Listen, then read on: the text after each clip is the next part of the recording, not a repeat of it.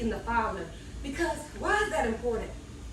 If you can get a job making six figures, somebody who doesn't know the Lord can get a job making six figures, why would they want my God? But if I have a business and we're talking and I tell them, yeah, we're making six figures, but we only work 9 months out of the year. We let our employees off June, July, and in December to spend time with their family, and we still pay them. Wow. That's going to cause them to say, well, wait a minute.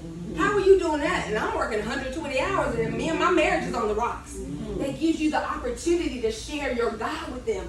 This is why God wants you to get results in the area of your finances. And I pray on today that you hear the heart of your Father, because what he's saying to you on today, he said, I never want my people to lack in their hand what's in their heart to do for my kingdom. And if you apply what I'm teaching you on today, I'm telling you, it will transform your life and it'll never be the same. God will raise you up to be a sign and a wonder, and you won't have to beg people to come to Christ. They'll look at your life and come to you and say, what must I do to be saved?